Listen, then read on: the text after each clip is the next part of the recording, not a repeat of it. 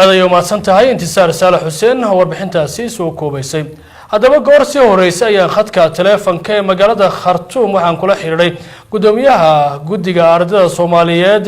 ee dalka Suudaan Cabdiqaadir Cabdullaahi Faarax oo sheegay inay dawladda Soomaaliya go'aankaasi ay qaatay ay soo dhaweeyeen ardayda Soomaaliyeed ee ku nool magaalada Khartoum iyo guud ahaan dalka Suudaan waxa uu sheegay in uu ku faraxsan yahay ku kalsooni qabka dawladda in la dhageysto baahiyaha shacabka gaar ahaan ardayda Soomaaliyeed waxaana marka hore aan weydiiyay sida u arkaan go'aanka dawladdu ay u yeedhay safiirka ku-xigeenka diblomaasiyiinta iyo shaqaalaha safaaradda ee Khartoum joogay waxaana uu ku jawaabay walaalow runtii darankayga iyo daranka ardayda Soomaaliyeed ee dalka Suudaan runtii wuxuu ahaa ilaa shalay mid aad u sareeya kadib markii uu soo baxay amarka sheegaya in shaqaalihii safaaradda dalka Suudaan dhammaantood loo wada yeeray ayagoo aan la kala reebin taasi oo runtii ku fadhiday sidii ay codsadeen ardayda haweeney Suudaan dabcan aniga markaan ku hadlayay afka ardayda kumaan hadlayn afkayga waxaan ku hadlayay dareenkooda ayaguna waxay haayeen kuwii ra'iisul wasaaruhu wajiyada dhihanay asleeyahay go'aanka ra'iisul wasaaruhu waxaa salwa wajiyadii habeenka u dhihanayay runtii markay ay socotay in sheegay xafladu sidii ka muuqatay wajiyadooda shacabka iyo istaaga ay istaagayeen iyo sheegay muujinayeen markay socday warka ayaga ku saabsan jeclaystay sidii ay rabeen inay qofkii ay matalayay doorteen u dhahay inay iyaguna ra'iisul wasaaruhu ay hortiisa runtii waxna caaqil ku go'aan qaadan karayo ay ka muujiyeen marka dhamaantii waxay noo tahay farxad inoo tahay ilaa xalay ilaa shalay soo baxay dabcan wala dareemay social media aad looga dareemay reer Suudaan gaar ahaan runtii waxay qorayeen fariimo badan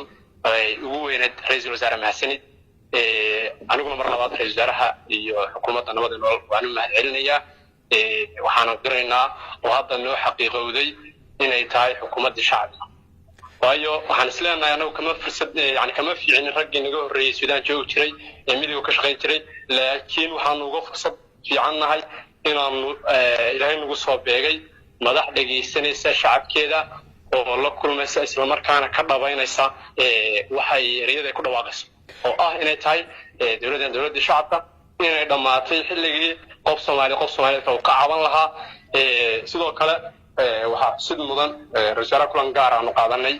inuu nagu yiri waxaan iga mahadcelinayaa iniga codsanaya iniga raali gelinaya hadii magaca dawladda Soomaaliyeed cid matalaysa ay nagu dhibaataysay ana iniga raali gelinay runtii taasina hadda si fiican baan u qaadanay reer Suudaan waxaan leeyahay waa nabadii nololaysanna runtii waad garan karaysaa qofku markuu waxa weeye isheeg uu daacad u shaqeynayo waxaad ku khasbantahay adigana inaad taageerto waxaad ku khasbantahay adigana waxa weeye sidii hore si ka weyn aad ula dhaqanto ka duwan dabcan xukuumadda hore taageero shacbi u haysatay laakiin waxaa isleeyahay wasiil laba jibaarmisa dad badan oo laga yaabo inay mugdi uga jireen waxyaalaha in badan iyo khudbada ay jeedin jireen iyo waxa waddanka oo ay ka maqan yihiin ka socda laakiin maanta waxay og yihiin inay dabayshii nabadii nolol ay soo gaadhay Khartoum maanta waxay og yihiin reer Suudaan inay dhab tahay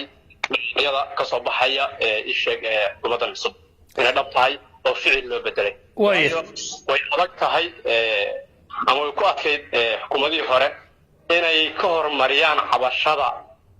shacabka inay danaha siyaasiga iyo danaha koox yar iyo isheeg siyaasadda Soomaalida adag ee ku dhisan qabiilka iyo qurunka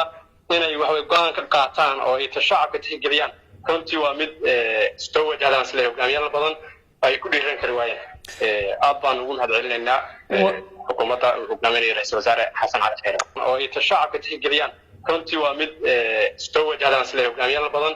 ay ku dhiiran kari waayeen aad baan ugu mahadcelinaynaa xukuumadda hogaamiyaha ra'iisul wasaare Xasan Cali Khayre waya dabcan waxaan ogahay inaad tahay gudoomiyaha midowga ardayda Soomaaliyeed ee Suudaan Xasan Cali Khayre ka hor cabashadan ma gaarsiiseen madaxdii iyaga ka horeysay haday noqdaan madaxweynaha iyo ra'iisul wasaarihii hore oo san oo kale ma u cawateen